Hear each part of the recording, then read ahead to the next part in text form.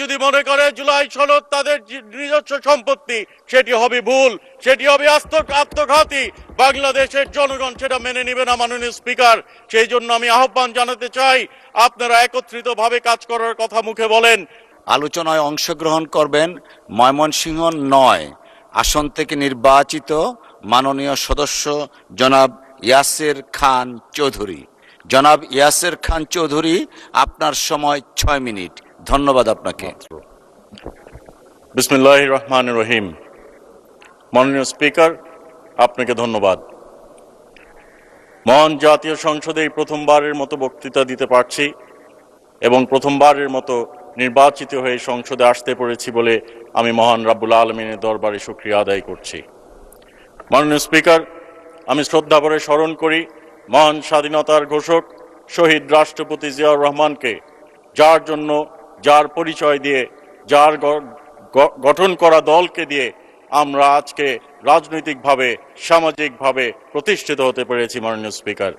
মাননীয় স্পিকার, আমি শ্রদ্ধা ভরে স্মরণ করি আমার মরহুম পিতা সাবেক সংসদ সদস্য আনোয়ারুল হোসেন খান চৌধুরী সাহেবকে, যার পথ ধরে নান্দাইলের জনগণ আমার উপর আস্থা রেখেছে, বিশ্বাস রেখেছে এবং আমি এই সংসদে নির্বাচিত করে পাঠিয়েছে। মাননীয় স্পিকার, আমার অবহেলিত নান্দাইলের জনগণের প্রতি আমি শ্রদ্ধা নিবেদন করি, চিরকৃতজ্ঞ। তারা বারবার আমার পরিবারের প্রতি আস্থা রেখে এই মহান জাতীয় সংসদে প্রতিনিধিত্ব করার জন্য আমাকে এবং আমার পূর্বপুরুষদের এই মহান জাতীয় সংসদে পাঠিয়েছিল, সংসদ সদস্য নির্বাচিত করে। মাননীয় স্পিকার, নান্দাইলের একজন কৃষকের স্বপ্ন, একজন যুবকের স্বপ্ন, একজন শ্রমিকের স্বপ্নই আমার স্বপ্ন। মাননীয় স্পিকার, তাদের স্বপ্ন বাস্তবায়ন করার জন্য আমি ওয়াদাবদ্ধ, তাদের এলাকার উন্নয়নের জন্য আমি ওয়াদাবদ্ধ, প্রতিশ্রুতিবদ্ধ। মাননীয় স্পিকার, আমি তাদের নেতা নই, আমি তাদেরকে আশ্বস্ত করেছি আমি তাদের সেবক হয়ে, তাদের কর্মী হয়ে নান্দাইলের উন্নয়ন করতে চাই, তাদের পাশে থাকতে চাই। মাননীয় স্পিকার, আপনার মাধ্যমে সংশ্লিষ্ট মন্ত্রী মহোদয়কে জানাতে চাই, আমার এলাকায় প্রায় 1250 কিলোমিটার কাঁচা রাস্তা রয়েছে। এই রাস্তাগুলোর খুব করুণ দশা। মাননীয় স্পিকার, রোগী যদি রাস্তা দিয়ে নিতে হয় তারা আরো অসুস্থ হয়ে পড়ে, মৃত্যু হয়ে পড়ে এবং গর্ভবতী মায়েরা হাসপাতালে যেতে পারে না, রাস্তার যেই করুণ দশা। মাননীয় স্পিকার, আমি বিনীতভাবে অনুরোধ করতে চাই, আমাদেরকে এই সংসদে পাঠিয়েছে তাদের প্রতিনিধিত্ব করে, তাদের এলাকার উন্নয়নের জন্য। মাননীয় স্পিকার, আমরা মাননীয় প্রধানমন্ত্রী তারেক রহমান সাহেবের প্রতিশ্রুতি বাস্তবায়নের জন্য ওয়াদাবদ্ধ। মাননীয় প্রধানমন্ত্রী তারেক রহমান সাহেব যেসব প্রতিশ্রুতি দিয়েছিলেন, আমরা সেই প্রতিশ্রুতি নিয়ে জনগণের কাছে গেছিলাম, তারা সেটা বিশ্বাস করে আমাদেরকে ভোট দিয়েছে। মাননীয় স্পিকার, আমরা বেহেশতের টিকিট বিক্রি করার জন্য মানুষের কাছে যাইনি, আমরা বেহেশতের টিকিটের কথা বলে জনগণের কাছে যাইনি, আমরা গেছিলাম আমাদের ইশতেহার নিয়ে, সেই ইশতেহারকে মানুষ বিশ্বাস করেছে। আমরা এই প্রতিশ্রুতি থেকে বাস্তবায়ন করছি। মাননীয় স্পিকার, এই বাস্তবায়নের পদক্ষেপ গ্রহণের পরে মানুষ, এমনকি বিরোধী দলীয় যার সংসদ সদস্যরা আছেন, তারাও এখন তাদের এলাকায় ফ্যামিলি কার্ড চাচ্ছেন, তারাও তাদের এলাকায় কৃষক কার্ড চাচ্ছেন, কিন্তু নির্বাচনের আগে বলা হয়েছিল সেইগুলো ভুয়া। মাননীয় স্পিকার, আমরা বলতে চাই, বাংলাদেশ জাতীয়তাবাদী দল উন্নয়নের রাজনীতিতে বিশ্বাস করে। বাংলাদেশ জাতীয়তাবাদী দল যেই প্রতিশ্রুতি দেয় সেই প্রতিশ্রুতি বাস্তবায়ন করে। জুলাই সনদ নিয়ে অনেক কথা হয়েছে। মাননীয় স্পিকার, আমরা এই জুলাই সনদ নিয়ে এই সংসদে ডিবেট করেছি।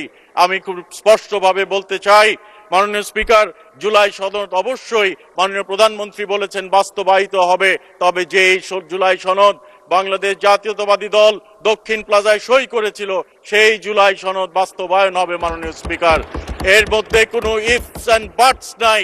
তবে যদি জনগণের দৃষ্টি অন্যদিকে ফিরাতে হয়, জনগণের দৃষ্টি ফিরানোর চেষ্টা করা হয়, অপচেষ্টা করা হয়, তাহলে সেটা হবে আত্মঘাতী। আওয়ামী লীগ যেভাবে মাননীয় স্পিকার 1971-কে নিজেদের দলের সম্পত্তি মনে করেছিল, কেউ যদি মনে করে জুলাই সনদ তাদের নিজস্ব সম্পত্তি, সেটি হবে ভুল, সেটি হবে আত্মঘাতী। বাংলাদেশের জনগণ সেটা মেনে নেবে না। মাননীয় স্পিকার, সেই জন্য আমি আহ্বান জানাতে চাই, আপনারা একত্রিতভাবে কাজ করার কথা মুখে বলেন, মুখে মধু অন্তরে বিষ রেখে লাভ হবে না। মাননীয় স্পিকার, আমাদেরকে এগিয়ে যেতে হবে, বাংলাদেশকে নিয়ে এগিয়ে যেতে হবে। We do not want to stick with the past. We want to proceed with Bangladesh. We want to make a better future for our country, for the next generation, মাননীয় স্পিকার। সেই জন্য আমাদেরকে যদি একত্রিতভাবে কাজ না করি তাহলে খাল কেটে কুমির আনা হবে মাননীয় স্পিকার। কাজেই আমি ওনাদেরকে দায়িত্বহীন কণ্ঠে এবং তাদেরকে আমি আহ্বান জানাতে চাই যেন আমরা বিরোধিতার জন্য বিরোধিতা না করি। ডিবেট হবে, আপনাদের সংসদ সদস্যরা অনেকে বলেন ডিবেট করব, ডিবেট করেন, কিন্তু আমরা কোনো ন্যারেটিভ তৈরি যেন না করি যে বাংলাদেশ জাতীয়তাবাদী দল অথবা আপনাদের জোটের যে দলগুলো আছে তারা জুলাই সনদ নিয়ে কোনো বিতর্ক সৃষ্টি করছে।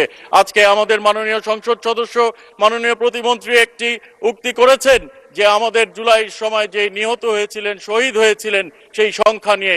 মাননীয় স্পিকার, ৭১-এর ৩০ লক্ষ, ৩ লক্ষ নিয়ে এখনো বিতর্ক চলছে। আমরা জুলাইকে নিয়ে বিতর্ক করতে চাই না। ৫০ বছর, ১০০ বছর পরে এই জুলাইয়ের শহীদদেরকে নিয়ে আমরা কোনো বিতর্ক রেখে যেতে চাই না মাননীয় স্পিকার। যেটা আমাদের বাস্তব সেটাই যেন আমরা, মাননীয় স্পিকার একটু সময় বাড়িয়ে দিবেন, আপনার এলাকার পাশের লোক মাননীয় স্পিকার। জুলাই সনদ নিয়ে, জুলাই নিয়ে আমরা কোনো বিতর্ক রেখে দিতে চাই না মাননীয় স্পিকার। সেদিকে সকলকে আমি নজর দেওয়ার জন্য বিনীতভাবে অনুরোধ করতে চাই মাননীয় স্পিকার। মাননীয় স্পিকার, বিগত সরকারের সময় আমাদের একটি কথা বারবার মনে পড়তো, এ জগতে হায় সেই বেশি চায়, আছে যার ভুরি ভুরি, রাজার হস্ত করে সমস্ত। ধন্যবাদ মাননীয় সদস্য। আমাদের কনস্টিটুয়েন্সি থেকে আপনি অনেক দূরে, তারপরেও 2 মিনিট দেওয়া হলো আপনাকে। ধন্যবাদ। ধন্যবাদ মাননীয় স্পিকার, ধন্যবাদ মাননীয় স্পিকার। কাঙালের ধন চুরি করতে করতে এমন পর্যায়ে চলে গেছিল তারা মাননীয় স্পিকার, তাদেরকে দেশ ছেড়ে পালাতে হয়েছে। গোটা সংসদ, তথাকথিত ক্যাবিনেট এবং কি প্রশাসনের কিছু লোকদেরকে নিয়ে মাননীয় স্পিকার, আঞ্চলিক ভাষায় বলতে হয় তারা ভাগছে, দেশ থেকে পালায় গেছে মাননীয় স্পিকার। এমন পরিণতি যেন আমাদের না হয় সেই দিকে আপনাদেরকেও এই দিকে খেয়াল রাখতে হবে। আপনারা তালি দিচ্ছেন, কথাটা শেষ করতে দেন। আপনাদেরও পরিণতি যেন এরকম না হয় সেদিকে খেয়াল রাখতে হবে। খাল কেটে কুমির আনবেন না, এমন কাজ করবেন না যেন বাংলাদেশের জনগণ আবার সেই ফ্যাসিস্টরা মাথায় চড়া দিয়ে উঠতে পারে। কাজেই আপনাদেরকে সেদিকে খেয়াল রাখতে হবে এবং আমাদেরকে, মাননীয় speaker, Bangladesh should be a super power. আমাদের মাননীয় প্রধানমন্ত্রী সেই দিকে এগোচ্ছেন, কাজ করে যাচ্ছেন, অক্লান্ত পরিশ্রম করছেন। আমরা দেখেছি অতীতে ভিভিআইপি মুভমেন্টের সময় রাস্তা ঘন্টার পর ঘন্টা বন্ধ করে রাখা হতো, রুগী অ্যাম্বুলেন্স দিয়ে যেতে পারতো না, শিশুরা স্কুলে দেরি হয়ে যেত, বাচ্চারা, ব্যবসায়ীরা ব্যবসা করতে রাস্তায় ঘন্টার পর ঘন্টা অপেক্ষা করতে হতো। মাননীয় স্পিকার, আমাদের মাননীয় প্রধানমন্ত্রী তারেক রহমান সেই প্রথা ভেঙে দিয়েছেন। নিজে এখন সিগন্যালে দাঁড়ান, এই প্রথাগুলা যে গঠন হয়েছে, এই প্রথাগুলা যে তিনি করছেন সেগুলা যেন অব্যাহত রাখে, সেই জন্য আমাদেরকেও তাকে সহযোগিতা করতে হবে। মাননীয় প্রধানমন্ত্রী একা চেষ্টা করলে হবে না, সামগ্রিকভাবে we need to work as a team to build Bangladesh. We need to work as a team for the betterment of our country and for the betterment of democracy, Mr. Speaker. আমি আর বক্তব্য বিলম্ব করতে চাই না, so I appeal to the honorable